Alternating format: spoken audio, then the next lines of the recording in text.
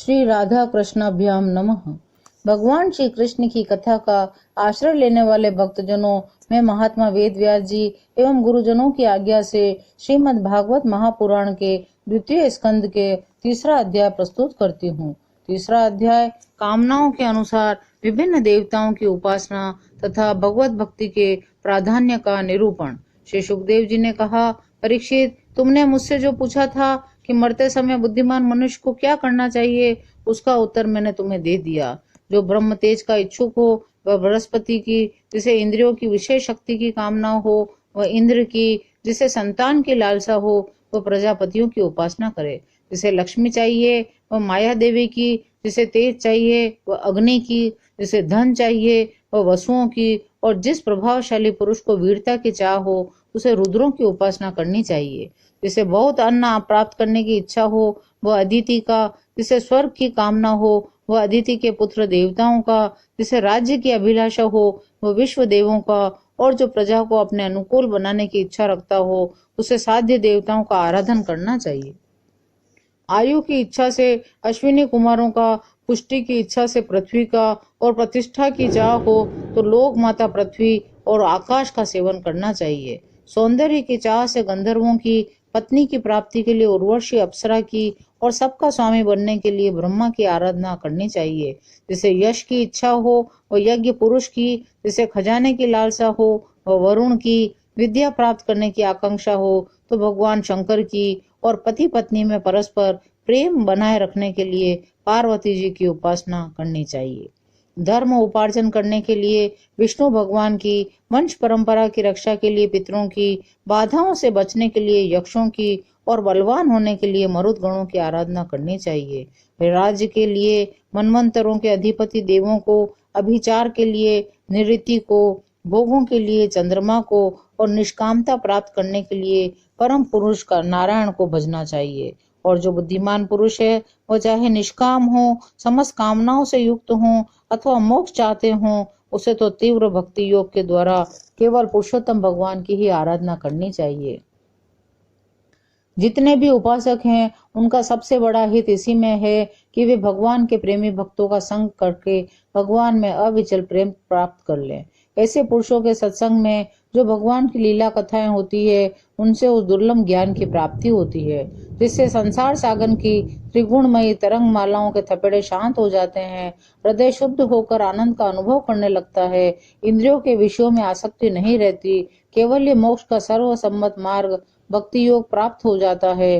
भगवान की ऐसी रसमयी कथाओं का चस्का लग जाने पर भला कौन ऐसा है जो उनमें प्रेम न करे। शौनक जी ने कहा, सूत जी, राजा परीक्षित ने सुखदेव जी की ये बात सुनकर उनसे और क्या पूछा। वे तो सर्वज्ञ होने के साथ ही साथ मधुर वर्णन करने में भी बड़े निपुण थे।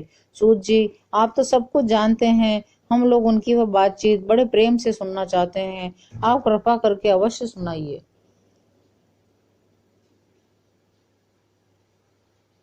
क्योंकि संतों की सभा में ऐसी ही बातें होती है जिनका पर्यवसान भगवान की रस में लीला कथा में होता है। पांडुनंदन महारथी राजा परीक्षित बड़े भगवत भक्त थे। बाल्य अवस्था में खिलौनों से खेलते समय भी वे श्री कृष्ण लीला का ही रस लेते थे। भगवानमय श्री सुखदेव जी भी जन्म से भगवत परायण हैं। ऐसे संतों के सत्संग में भगवान के मंगलमय गुणों की दिव्य चर्चा अवश्य ही हुई होगी।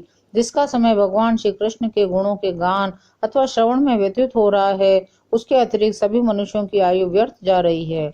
ये भगवान सूर्य प्रतिदिन अपने उदय और अस्त से उनकी आयु छीनते जा रहे हैं। क्या वृक्ष नहीं जीते? क्या लुहार की धौंकनी सांस नहीं लेती? गांव के अन्य पालतू पशु क्या मनुष्य पशु की ही तरह खाते पीते या मैथुन नहीं करते?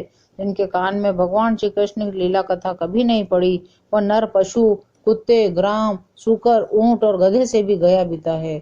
सूत जी, जो मनुष्य भगवान श्री कृष्ण की कथा कभी नहीं सुनता उसके कान बिल के समान है। जो जीव भगवान की लीलाओं का गायन नहीं करती वह मेंढक की जीभ के समान टर टर करने वाली है, उसका तो न रहना ही अच्छा। जो सिर कभी भगवान श्री कृष्ण के चरणों में झुकता नहीं वह रेशमी वस्त्र से सुसज्जित और मुकुट से युक्त होने पर भी बोझा मात्र ही है।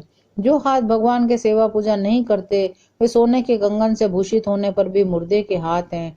जो आंखें भगवान की याद दिलाने वाली मूर्ति, तीर्थ, नदी आदि का दर्शन नहीं करती, वे मोरों की पांख में बने हुए आंखों के चिन्ह के समान निरर्थक हैं। मनुष्यों के वे पैर चलने की शक्ति रखने पर भी न चलने वाले पेड़ों जैसे ही हैं।